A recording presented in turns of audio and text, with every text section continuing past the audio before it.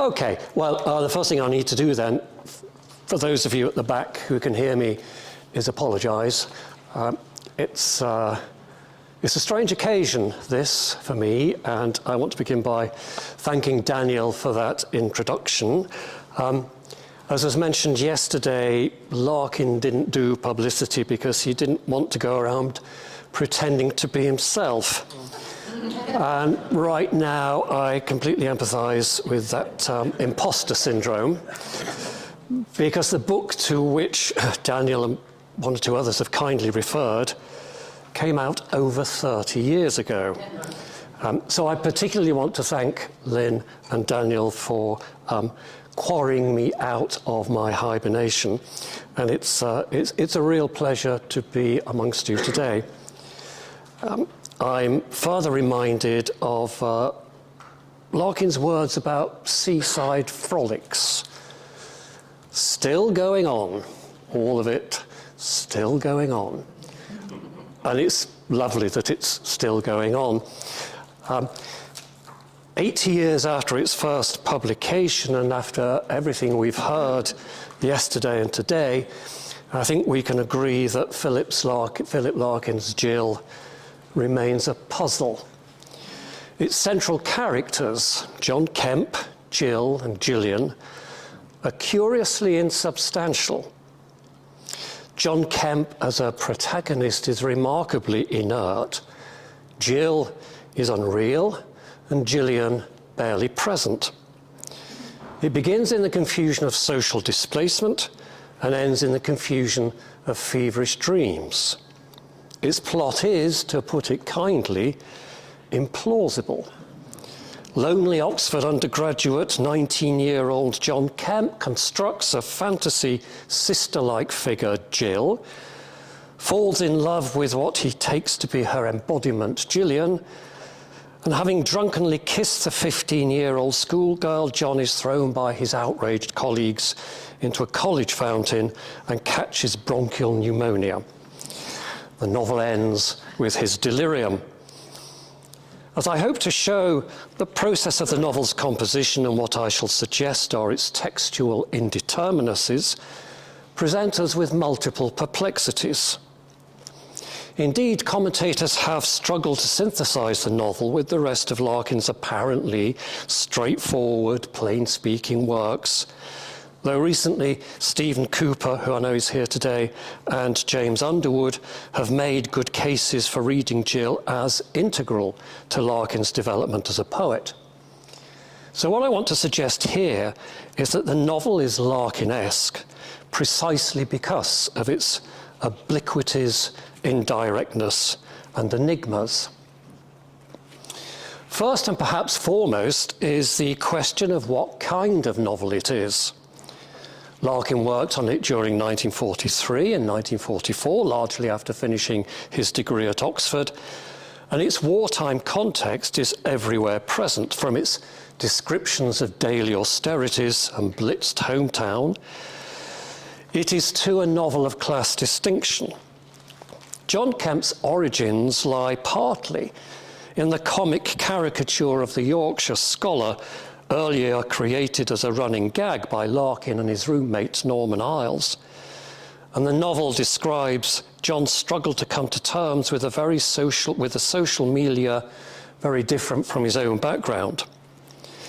In fact, Larkin was at pains, it seems to me, to downplay this class aspect of the novel, claiming in an interview that the isolation felt by the working class John Kemp was the equivalent of Larkin's own self-consciousness about his stammer. I suspect Larkin feared that an emphasis on the novel's social realism would distort what he wanted to advance as its poetic lyricism. At the same time, this is clearly a coming-of-age novel whose immature protagonist suffers the agonies of doomed romance, of fantasy brutally overwhelmed by disillusioning reality.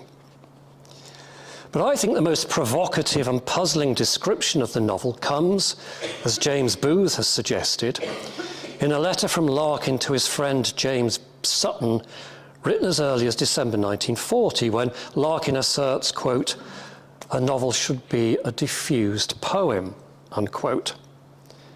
Here might be one reason why critics have struggled to place Jill in the development of Larkin's work as a whole. For in what ways can a novel be a diffused poem? Particularly when we bear in mind that Larkin's conception of the poem at this time, and in the poems he was writing, was of an egocentric lyrical intensity. How was he to combine this with the multivocal, extensive narrative of the novel? I want to argue that Larkin's attempt results in a text of fascinating indeterminacy. And by indeterminacy, I mean that the reader encounters in the novel a kind of experimentalism, open-endedness, even indefiniteness. For at its heart is an unreality, even a vacancy. Jill is, of course, a figment of John Kemp's imagination, and in this revisioned Pygmalion story, he will be destroyed by his pursuit of the physical embodiment of an intoxicating nothingness.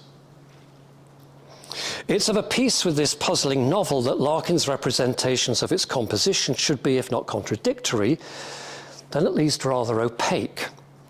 For, predictably perhaps, Larkin gave rather different accounts of his work on the novel to his good and bad angels, Jim Sutton and Kingsley Amis. In August 1943, he writes to Sutton, "I still feel depressed. The principal cause is not being able to write. It's maddening, because for about 6 months I had about 6 stories I wanted to do, and now they're all as cold as fish. I suppose I don't really believe them anymore.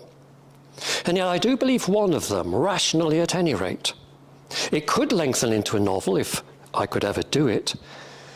It concerns a very poor young man who goes to Oxford, who is exceptionally nervous and rather feminine, who is forced to share a room with his exact antithesis. As a result of adverse conditions, and also of telling his roommate that he had a sister a year younger than himself, or 2 or 3 years, which is untrue, he begins to construct a complicated, sexless daydream about an imaginary sister who serves as a nucleus for a dream life. Then he meets a girl who is exactly like this imaginary sister, the sister aspect having by now changed into rather a more emotional relationship. And the rest of the story, in action and in a long dream, serves to disillusion him completely. So at this stage, Larkin is content to have Kemp's invention a, quote, sexless daydream. Though even now, there is surely some obscurity in the parenthetical sister aspect having become, quote, a rather more emotional relationship.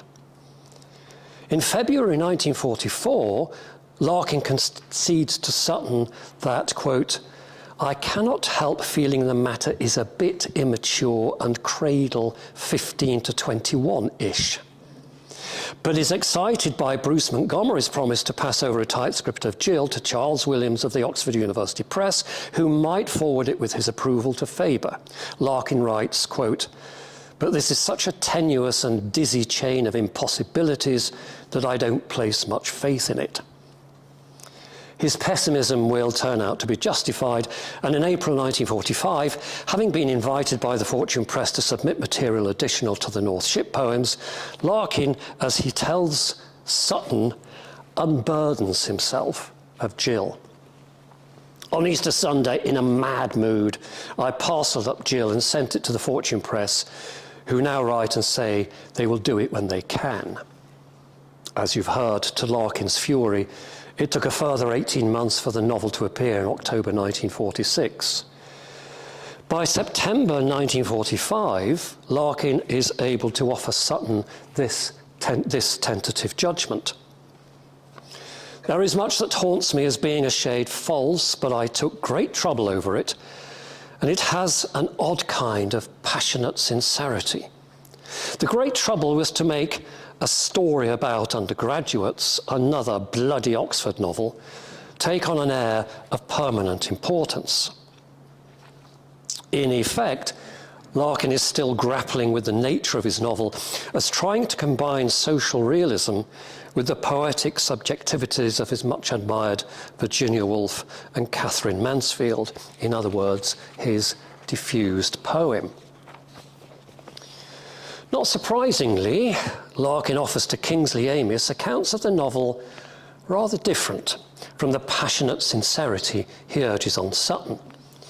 In August 1943, he writes to Amis, "I'm writing a story called provisionally Jill. Concerns a young man who invents a younger sister and falls in love with her. It's quite fun, because he writes a lot of imaginary stuff about her, diaries, letters, etc. Brunette Coleman, who wrote Trouble at Willow Gables, is helping me." So the sexless daydream proposed to Sutton in this very same month is here rendered as a falling in love with an invented younger sister. Note that there's no mention of Gillian yet. The reference to Brunette Coleman is telling and reinforces the transgressiveness of Larkin's conception. For Brunette Coleman, of course, is Larkin's pseudonymous lesbian author of Trouble at Willow Gables and Michaelmas Term at St. Bride's, the posthumous publication of which, edited by James Booth in 2002, has been yet another source of puzzlement for Larkin's readers. Facetiously satirical of the popular girls' school stories, these novellas edge towards the kind of eroticism Larkin wants to promise Amis, a feature of Jill to which I shall return. A few days after this reference, Larkin offers Amis further elaboration. "My story's going well. It's getting more infantile. I am at present engaged on the play within the play, i.e. the short girls' school story a character writes. This character wants to compile a complete dossier of the 15th year of a girl's life, an imaginary girl, of course. It will start with her changing her hairstyle from pigtails to a ribbon effect, and Larkin draws what he intends to mean by that, on her 15th birthday, and will end with her letters of thanks to relatives for presents on her 16th birthday. In between will come several stories about her, her diary, great fun, some letters to her friends, etc., and so on. Naturally, he meets a girl eventually who exactly typifies this creation of his and falls whop in love with her. It's gloriously perverted." Well, gloriously perverted. As undergraduates together, Larkin and Amis had embarked on the joint authorship of a series of spoof lesbian fantasies, and it's likely that Larkin wanted Amis to have these in mind as a subterranean source for Jill. The perversion this time being that Larkin falls in... Freudian. That John falls in love with the corporeal version of an imagined younger sister. A little later, Larkin has become disenchanted with his project, writing to Amis, "The only bits which please me are the schoolgirl bits, the diary and the short story that he writes, but I fancy, and I think you saw this yesterday, they may have to be cut out. A little twerp like John Kemp couldn't possibly think of anything so subtly perverse." So what was gloriously perverted has now become subtly perverse, as if its delicacy is to be appreciated only by such aficionados as Larkin and Amis. So what exactly does Larkin have in mind as the novel's perversion? Are John's daydreams about his imaginary sister entirely sexless? Why does he invent her in the first place? The ultimate dream for John is that Gillian, the real girl in a real place, is the embodiment of his unreal Jill. Is John being perverse in failing to recognise that distinction? And then there is the issue of age. John's Jill, we are told, is 15, the same age we later learn from her cousin Elizabeth as Gillian. And at a point when John denies having any designs on Gillian, he's called a damn baby snatcher.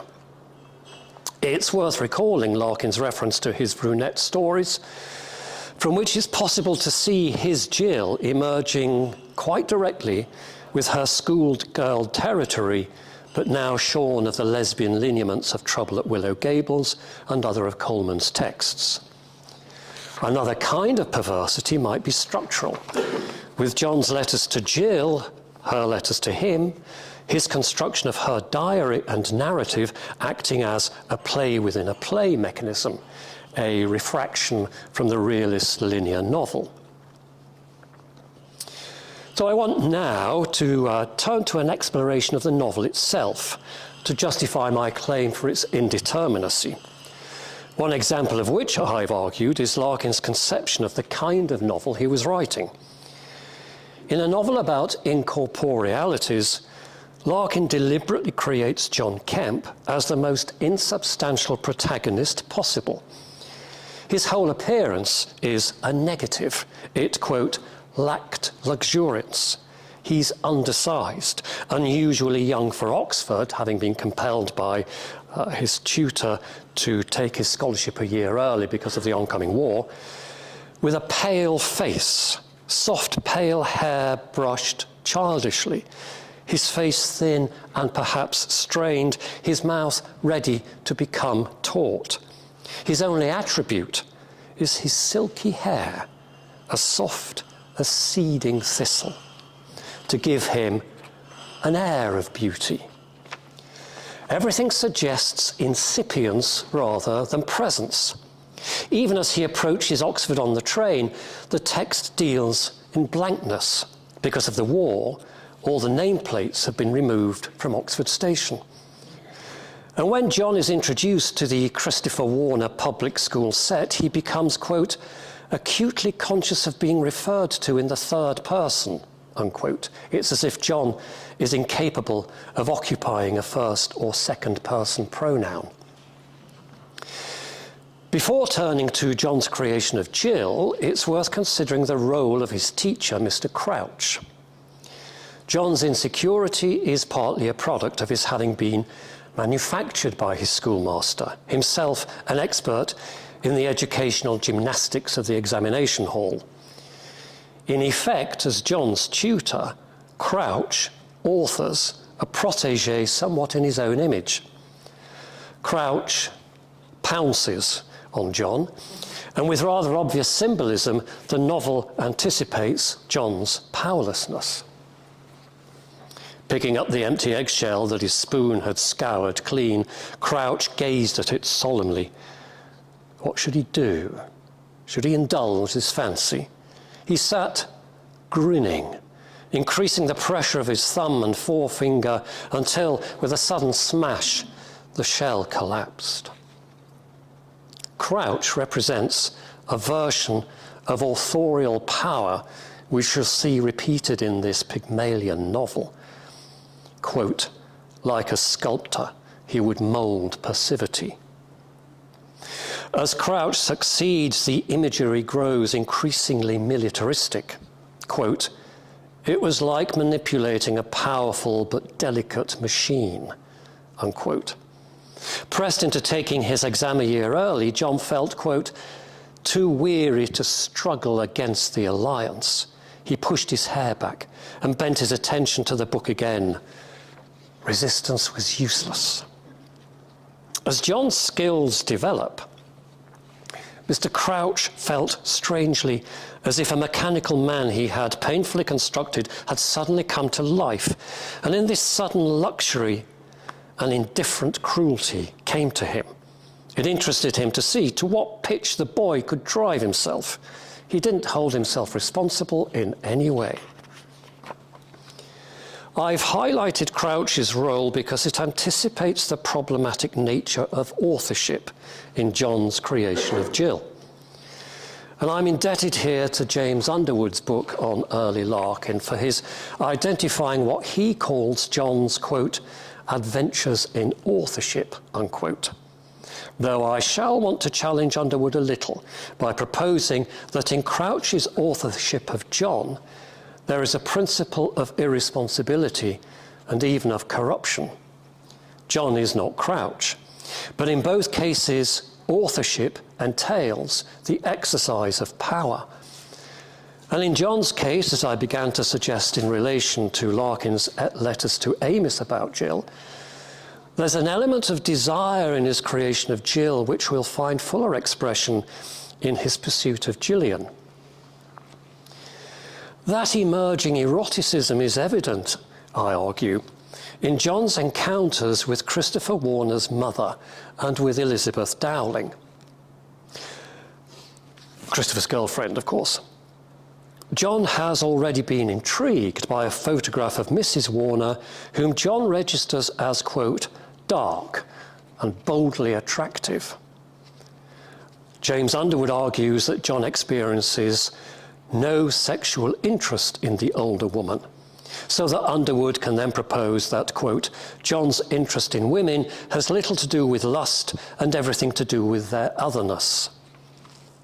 Well, otherness helpfully signals one of the elements in the John-Jill-Gillian nexus, but the assertion of John's asexuality is, to my mind, unconvincing.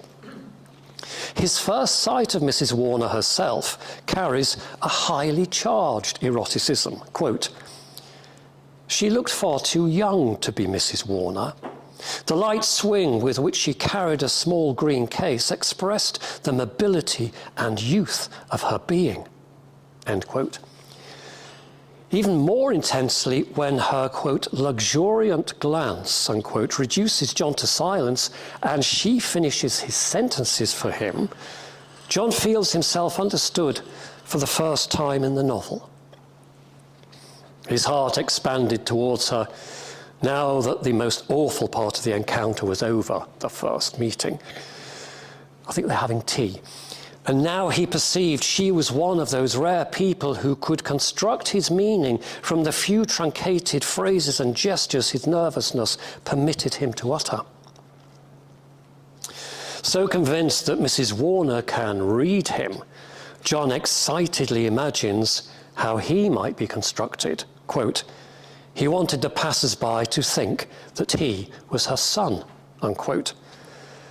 Because she is not thus quite John's fantasy mother, there's room for other feelings. Quote, as they walked towards the town, he looked admiringly at her easy stride, her breasts and youthfulness, and holding himself erect, he hoped he did her credit. A moment later, having heard of John's unfamiliarity with Oxford and southern England, Mrs. Warner asks, quote, and what do you think of us now you've crossed the border? At this moment, John does indeed cross borders. First, he's transported by Mrs. Warner's feminine attractiveness when, quote, every now and then she would say or do something that scattered the image into 1,000 places, only to regather it more brilliant than before. Secondly, this erotic impulse will carry John forward to his invention of Jill. For to my mind, James Underwood's claim that John's, quote, pleasure is noticeably non-sexual and any expectation of a more salacious male gaze does not materialize, unquote, underplays the eroticism, latent if not lustful, that will prove part of the novel's exploration of power and fantasy. John, in fact, crosses further borders when, quote, it pleased him to imagine she was his own mother, unquote, and, quote, he welcomed the fancy that Christopher and himself were brothers, unquote. And this self-conscious experience of role play is conditioned by his having been, and this is the word, hypnotized by Mrs. Warner. She frees him from his solipsism and grants his imagination the power to fantasize about her. His mind dwelt pleasurably on her uprightness, her precision in handing a cup and saucer, the individuality that caused her to go hatless and show her fine dark hair that was at once comely and mature. There was something about her that he'd never met before, something that made him feel at once both happy and excited, something that made him want to see her again, to live where she lived. She affected him like an invigorating climate. Underwood cites this passage as an example of John's asexuality, but there are hints of desire in his sense of invigoration, in his urge to inhabit her life, and in his perception of her presence as comely, delicately suggesting a restrained physical attractiveness. John's story is, amongst other things, one of troubled sexual awakening, and its origins are here in his infatuation with Mrs. Warner as both potently female and representatively bourgeois. Through progression from Mrs. Warner to Elizabeth Dowling to Jill and finally to Gillian, the text establishes an intensifying and ultimately calamitous eroticism in John's constructions both of others and of himself. The transitional phase between John's infatuation with Mrs. Warner and the invention of Jill involves his purchase of a bow tie to bolster his impersonation of the Warners' bourgeois identity, and an encounter with Elizabeth Dowling, and I think you remember this was referenced yesterday. Self-consciously sporting that newly purchased bow tie, John unexpectedly meets Elizabeth, who teasingly remakes it for him. Her role here is a confusing blend of the maternal and the provocative, but its real purpose, of which John is unaware, is to mock him. John's imagination summons up Elizabeth and her apparent friendliness. The soft fumbling of her hands under his chin had aroused a fugitive excitement in him. When could he see her again as he wanted to? Elizabeth filled his thoughts, not only Elizabeth, but all that stretched beyond her. Iridescent, tingling feelings that had not any obvious cause, shadowy wishes, and more shadowy dreams of fulfillment. Culmination of a kind follows when Elizabeth again makes his bow tie for him and John responds to her physical proximity by anticipating an embrace.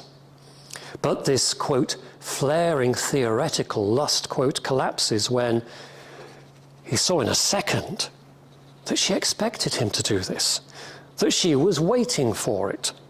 His hands dropped. A horrible embarrassment tingled and shuddered inside him, that what he had imagined to be his most secret feeling was almost cynically common. It shocked him deeply. Underwood makes this theoretical lust evidence of John's asexuality, but theoretical here does not suggest abstraction so much as prescription. His actions and feelings, he discovers, are not the expression of privacy, but gestures of codified sexual behaviour, what Larkin in his poem once calls the printed directions of sex. Uniqueness, it turns out, is universal, and individual autonomy is illusory. John's experience here is not simply a matter of fantasy succumbing to reality and consequent disillusionment. Rather, the supposedly uniquely personal is uncovered as in truth public and communal. The novel's concern with authorship entails exploring the borders of the private and the public, of interior and exterior worlds. John's creation of Jill appears on the surface impulsively to issue from angry improvisation. John has overheard Elizabeth and Christopher mocking him. Disoriented and ashamed, John returns to his room with an unopened letter from his elder sister Edith, a teacher in Manchester. On Christopher's inquiry about his sister's age, John lies, "Jill's only 15. Rapidly, the lie is elaborated, and in his depiction of family closeness, quote, John saw with gathering amazement that he had said something that made Christopher envious of him, unquote. What John says is an unconsidered fantasy. What is uncovered is a truth. He wasn't surprised at himself for telling lies, but for telling them so easily. It almost seemed that they had been made up long before it occurred to him to utter them. And the mystery of this kept him silent for a while, wondering that lies could be made up in a dark corner of the mind long before the occasion that called out arrived. that called them out arrived. Indeed, everything the other way around seemed altered, as if he had ignorantly twisted his tongue round a magic formula and was watching the world change before his eyes.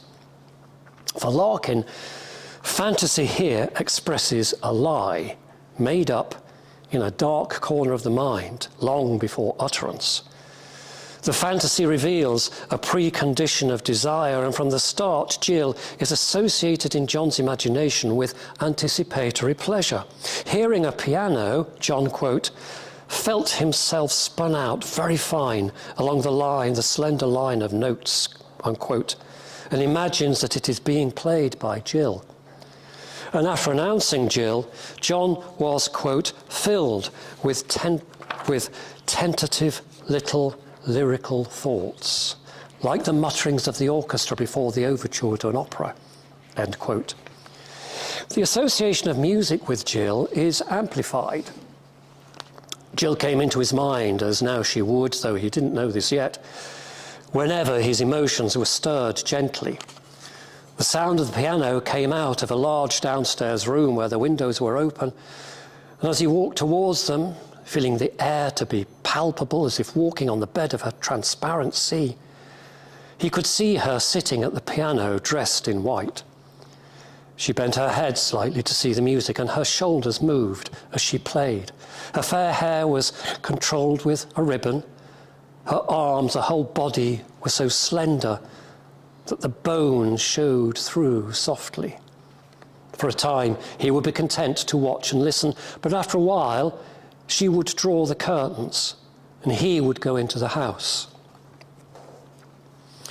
Notable here is the diaphanous quality of Jill, a kind of immateriality in which gracefulness is combined with a near transparency. She is precisely non-worldly.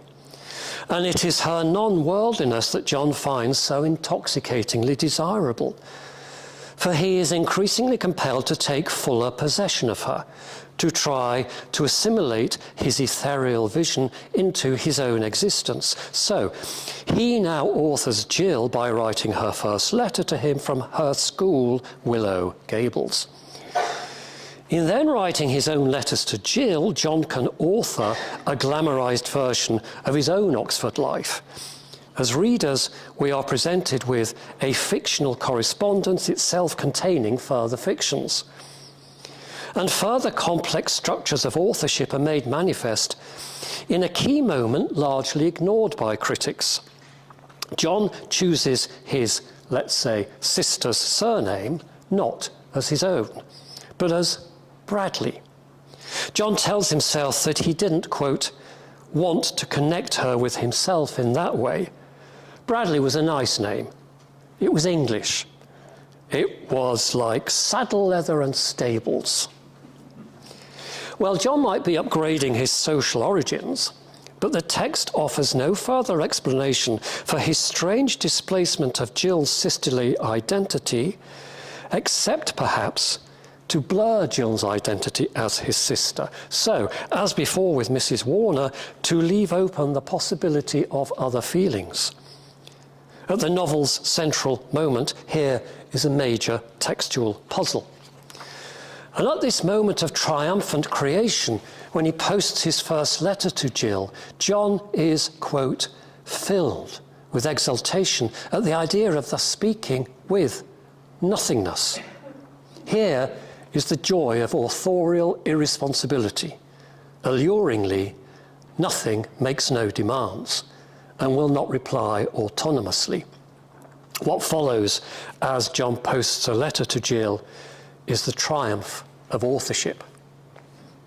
He was trembling when he dropped the letter to Jill into a pillar box and leant against the wall a moment, filled with exultation at the idea of thus speaking with nothingness.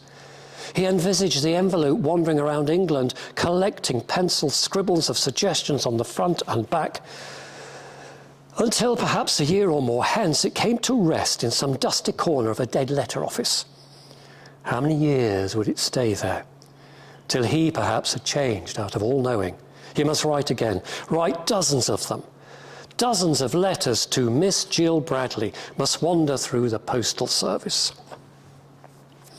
Here is another of the novel's puzzles, letters addressed to a non-person, deliberately written never to be delivered or read, addressed to an invented sister whose invented surname Bradley makes her neither sister nor stepsister and thus unidentifiable. Furthermore, the transfer of Jill to Gillian elides in nomenclature the two identities, and even after Gillian rebukes John for calling her Jill, he continues internally to name her as Jill. It's almost as if Larkin is writing a postmodern text of accumulating indeterminacies. But as epistolarity, third-person narrative and diary form succeed one another, John comes to realise the impossibility of his task. Quote, he hadn't moved 1 inch nearer creating an independent Jill. The sensation he had was of looking into the centre of pure white light. He seemed to see the essence of Jill, around which all the secondary material things formed and reformed as he wrote them down. He thought he saw exactly what she was and how he should express it. The word was innocent. One he'd used dozens of times in his own mind, and yet until that moment had never understood. Jill's prelapsarian innocence belongs entirely to a fantasy, to a non-worldly status.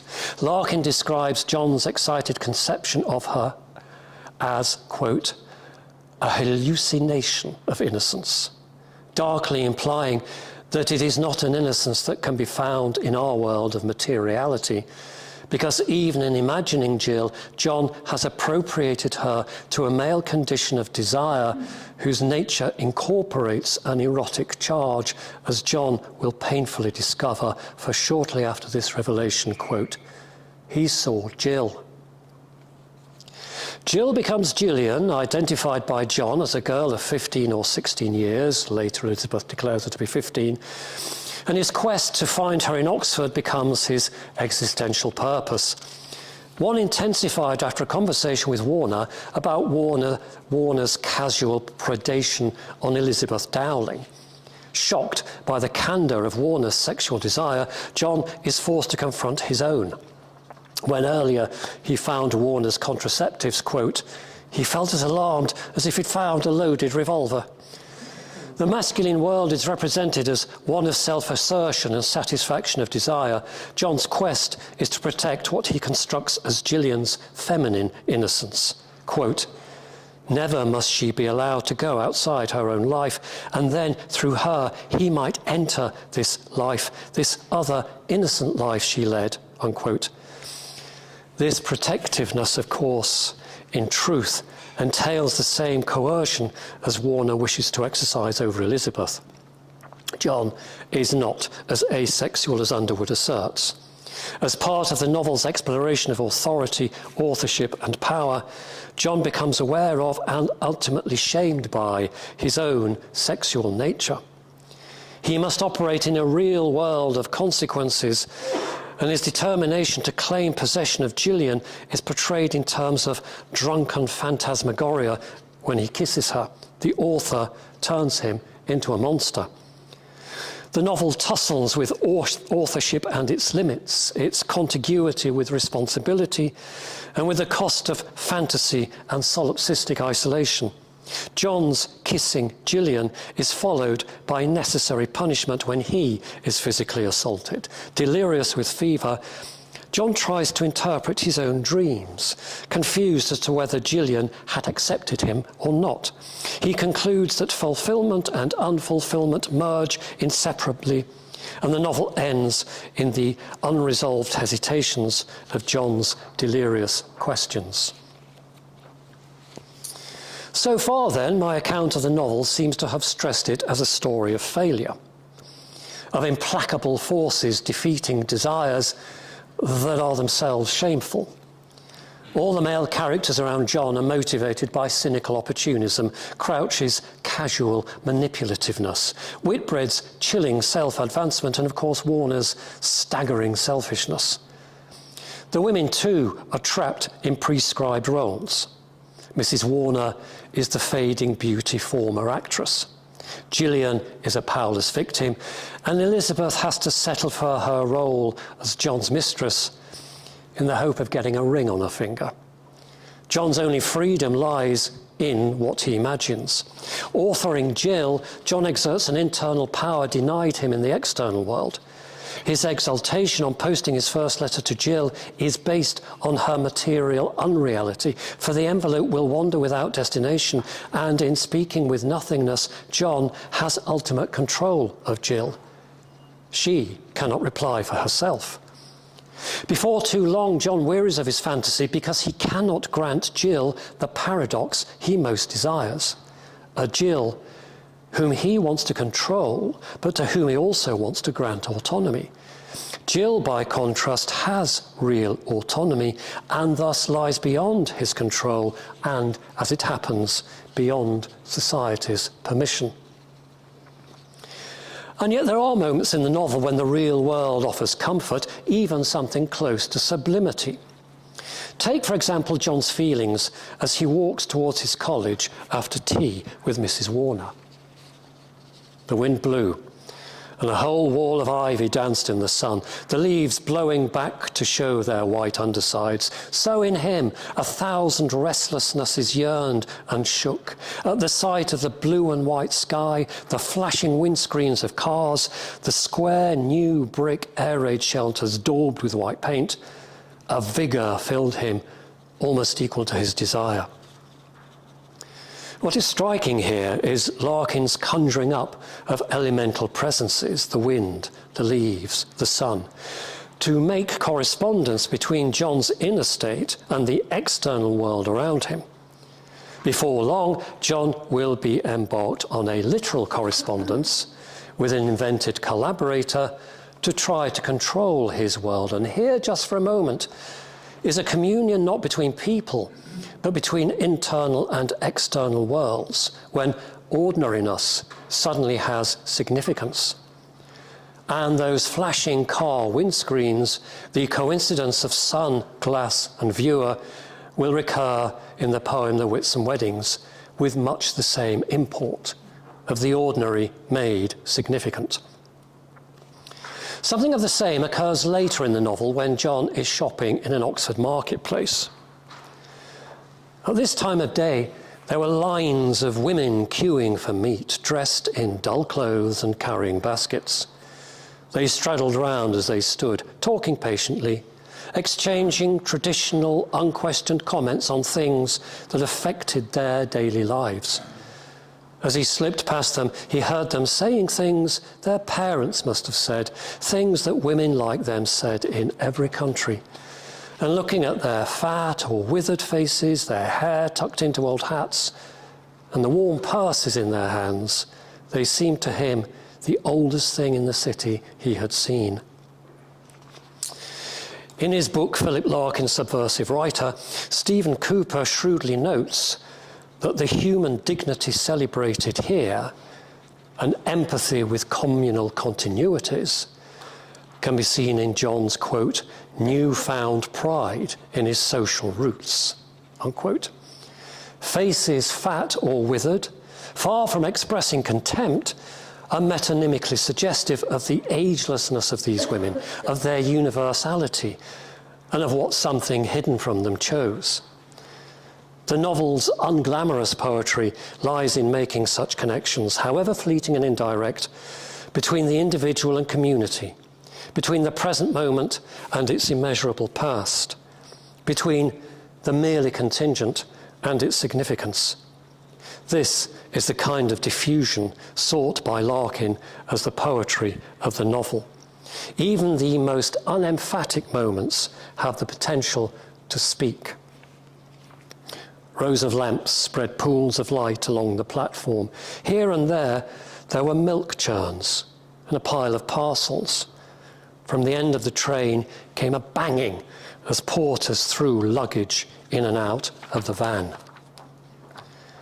Here is the powerful presence of the ordinary, of show Saturdays, sports finals stuck in front doors, and the ending of O'Bard when postman like doctors go from house to house.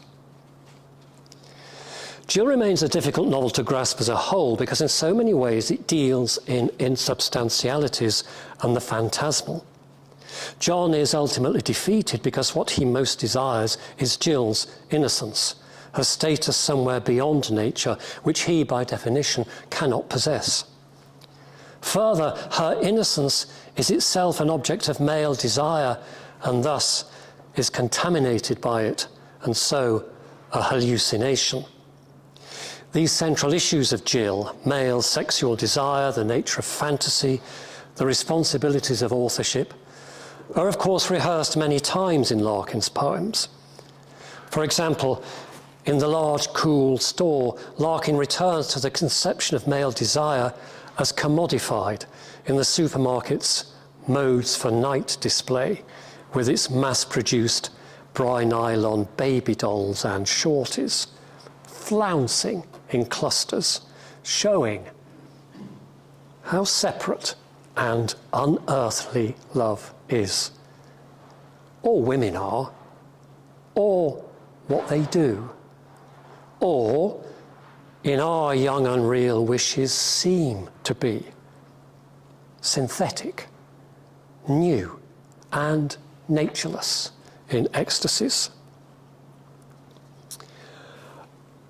We're heading towards a question and answer, and it is no accident that I'm going to take up a little of that time by showing you what I found to be a sort of array of publishers' covers for the novel Jill.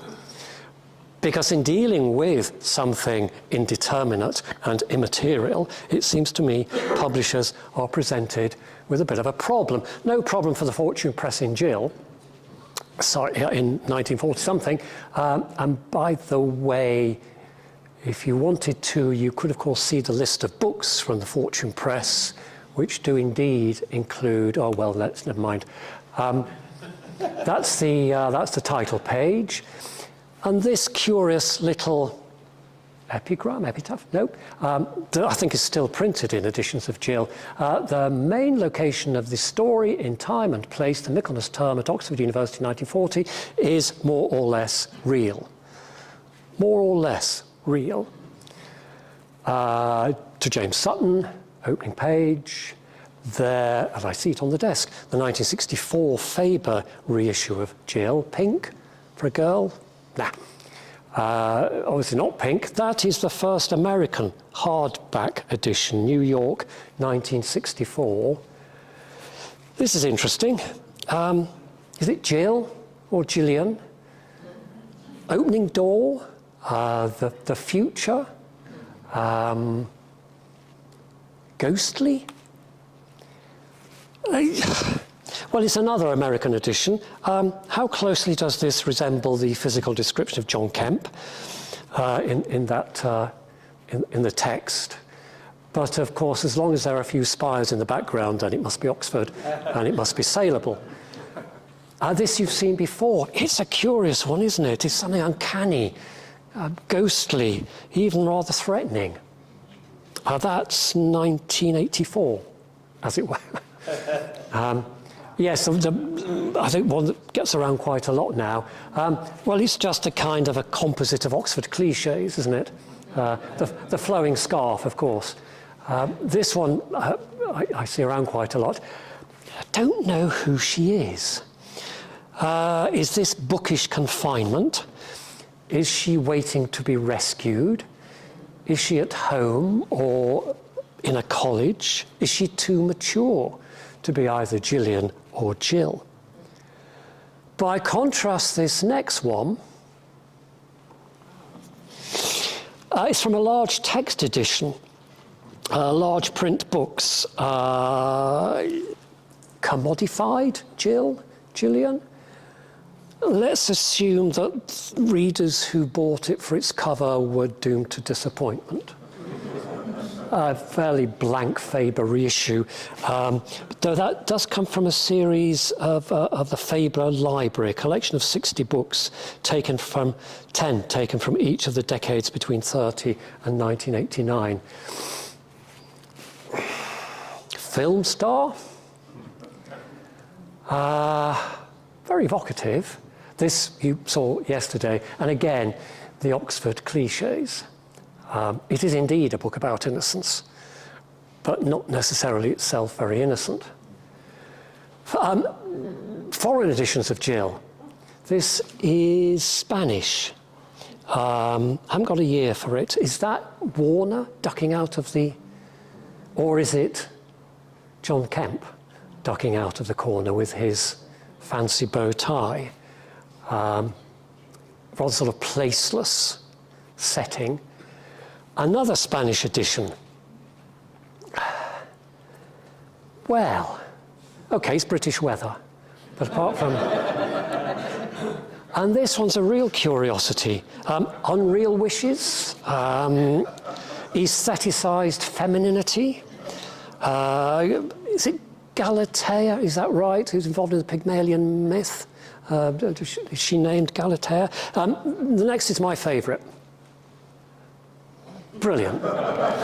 Brilliant. French edition, 1997, so safely male. There's nothing more troubling than tobacco, coffee, and a racket, no doubt to be used in a game of public school provenance. You'll remember that Larkin, in that letter to, was it Amos? Not another bloody Oxford novel. Well, Oxford got him. Whoops. Come back. I'm going to do a moment now from, what's his name? Lynn? Yes. Alan Partridge. That's the one. This is Westgate car park in the centre of Oxford. It has this, as you see, what we call it, a mural. And there is Larkin's Jill. So though he might have wanted to escape Oxford, they never escaped him. That will do, I think. Look, thank you very much indeed for listening.